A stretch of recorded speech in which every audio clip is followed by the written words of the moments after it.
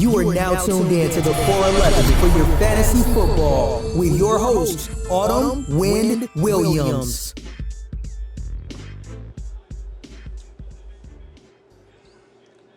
What's going on, everybody? It's your boy Autumn Wind Williams, and you're now tuned into the 411 for fantasy football. We are at week 13. Earlier this week, I brought you an extra video. Normally I only do Sunday slate, but we had a 3-game slate going on Thanksgiving. Hopefully you had a good Thanksgiving with your family, friends, or if you had to work, I hope you enjoyed that little time and a half. It's going to come in handy for Christmas. Hopefully nobody got injured during Black Friday shopping. I remember, man, working retail back in the day on Black Friday. It was not the spot to be. Saw some people get their ass whipped over TVs, and even when the DVD player first came out. Man, it was crazy. I wouldn't wish that on anybody. But yeah, made this extra video for Sunday to provide you information as far as what I have right now for my main lineup, who I'm putting in at quarterback, running back, wide receiver, tight end, and defense as well.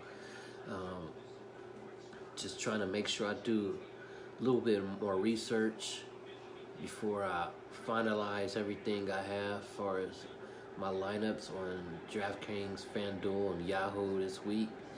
And hopefully, man, take down one of these tournaments. It's important for us to take advantage this week because we're going to have a lot of people that lost in year-long fantasy. I have in my sleeper league, I lost. Still trying to run on the NFL.com. I'm in a hunt for the playoffs still. Fingers crossed. Look like ESPN, I'm going to do all right, number one. I took it down last year, winning the championship. Hopefully I repeat on that. But like I said, yeah, a lot of guys and gals, they lost on a year-long fantasy. They're going to try to figure out something else to do with their time because obviously they enjoy football. They still want to be involved with it. Super Bowl is a ways from now. Besides doing, parlays or they're just going to try to get involved in DFS, even if they never did it before. So that's a big advantage for us in tournaments, or if you want to play them head-to-heads. I advise you to do that.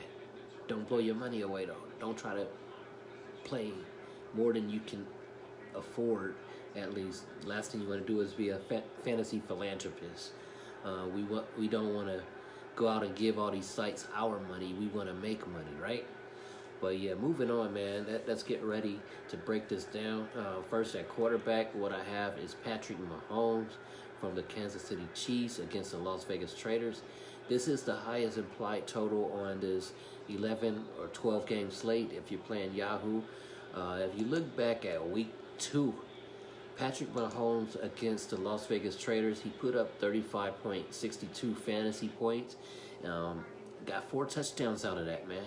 And I'm expecting him to go out there and put up a similar game when we know that the Las Vegas Raiders does not have any good secondary pieces out there to defend against the catch. And Patrick Mahomes, he can get mobile too. He can run the ball. If you look at last week, he rushed for 59 yards on 5 attempts. So if the lanes are open, that guy is going to run. Even in week 4, he got 54 yards on 6 attempts of rushing. So I can definitely utilize him as my mobile quarterback in my main lineup tomorrow. Moving on to running back, what I have for you guys in this same game, like I said, highest implied total, I'm going to go with the Las Vegas Raiders running back, Josh Jacobs. The reason why is because I know the Traders are going to go out there and try to run the ball as much as possible because they want to slow this game down and, let that clock run as much as they can. The last thing they want to do is have a high-scoring game. They want to get in, get out, because they know Patrick Mahomes could go out there and do that damage. he can definitely go out there and do that damage tomorrow. So Josh Jacobs, I think that would be a great selection as my #1 quarterback on my main lineup, because not only he got 957 yards, he's trying to get that 1,000 tomorrow. This is a rival game, man. So they're going to both try to put a fist in each other's mouth. They always do. They always have a shootout, man. I remember going to games constantly, sitting in a black hole, Raiders versus the Chiefs, and it was a nail biter. You'll be on the edge of your seat. Well, usual people would be on the edge of the seat. You know, in black hole, we always stand up. But, you know, black hole is not what it was back then. It's a little soft. It's Las Vegas soft. But let me shut up about that. Josh Jacobs, though, like I said, he got 957 yards. He's trying to get the 1,000 tomorrow against the Chiefs. I know a lot of people are going to be skeptical about playing him, and so he's likely going to probably be a less owned than he usually is. Looking at his price right now, I was looking on Yahoo. I believe he's second highest priced running back behind McCaffrey. So I know right there he's going to be lower owned. And they're also going to be skeptical because last week he got taken out of the game early along with Derek Carr. But they're not looking at the simple fact that Gruden took them out the game because he know they was already smashed like a like button. By the way, smash that like button and that subscribe button right now. I really appreciate that. If I'm providing you content, man, provide me comments, provide me likes, provide me subscriptions, so you can get more of this if you like it. All right, but back to the video. They got smashed like a like button. So it was like, what's the purpose of keeping them out there if they're going to be facing the Chiefs in Week 13 and they can possibly face an injury against the Jets? It was injured enough mentally. So the smartest thing he did was take them out the game, man. Instead of getting embarrassed even more. So expect Josh Jacobs to go out there and run the ball a lot. It's not going to be Jalen Richard early in the game. But hey, this is DFS. Anything can happen. What I'm expecting, though, is Josh Jacobs to run the ball a lot. And to get a lot of passes from Mr. Dink and Dunk, Derek Carr. So that's what I have for you guys at running back. Moving on to wide receiver. We got the Red Rifle coming back for the Cincinnati Bengals. The Ryan Finley experience has been shut down. They got Andy Dalton back out there. And that's good for Tyler Boyd. You know, he became a squeaky wheel during Week 11 facing the Traders. He only got 2 fantasy points. And he was starting to grieve a lot.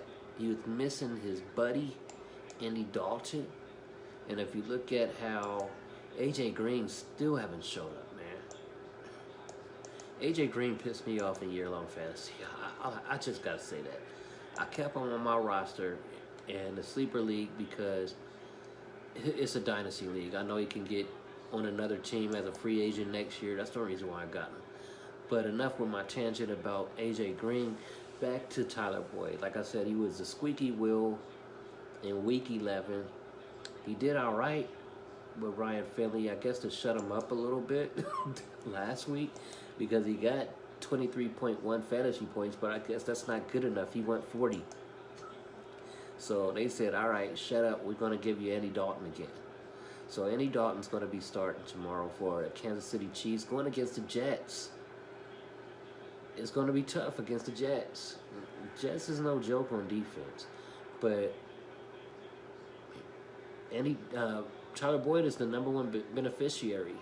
You know, they've been giving the ball a little bit more to Mixon. They got Eifert, Erickson, Auden Tate. People have been touting about a lot. But I think if I'm going to select anybody against the Jets at wide receiver, it's definitely got to be Tyler Boyd.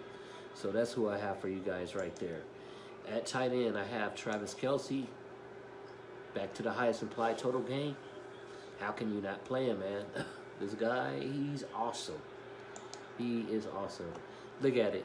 22.2 fantasy points week 11, 20.5 fantasy points week 10, 13.2 fantasy points week 9, 16.3 week 8.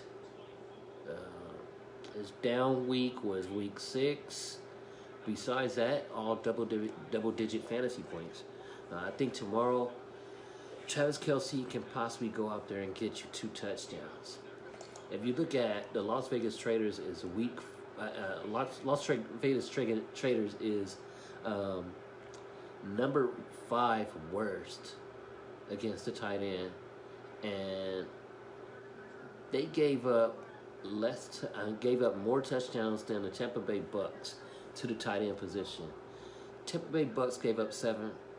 Las Vegas Traders gave up 8. They're only behind Arizona Cardinals, who gave up 11 touchdowns this year. So I'm definitely going to have a lot of Travis Kelce tomorrow in my lineups. So I feel good about that at the tight end position. Moving on to defense, I have the Philadelphia Eagles against who? Number 1 team I've been picking on, the Miami Dolphins. How can I not play the Eagles against the Dolphins at home? Man, they're just not a good team this year. I don't know if they're still in tank mode. It looked like it sometimes, and it don't look like it. They've been feisty, but they just can't get the job done all the time. And the Eagles haven't been that much better, but I feel like with my roster construction, this is the best defense that I'm running into when I build my main lineup. So it's like, why not select them going against the Dolphins when it fits perfectly with everybody that I have, and especially when I'm trying to squeeze in the other guys and the other pieces I have at running back and wide receiver and flex. It helps me do that damn thing, basically. So that's what I have for you guys. At quarterback, I have Patrick Mahomes for the Kansas City Chiefs. Running back, I have Josh Jacobs from the Las Vegas Traders. Wide receiver, I have Tyler Boyd with the return of Andy Dalton for the Cincinnati Bengals. Tight end, I have Travis Kelce from the Kansas City Chiefs. And at defense, I have the Philadelphia Eagles. This has been the 411 for your fantasy football. My name is Autumn Wynn Williams. If you like what you heard, like what you see, make sure you hit that like button, that subscribe button, that bell icon, and comment below. Let me know who's your favorite player of the slate, who you think is the worst team of the slate, anything you want to just talk about, man.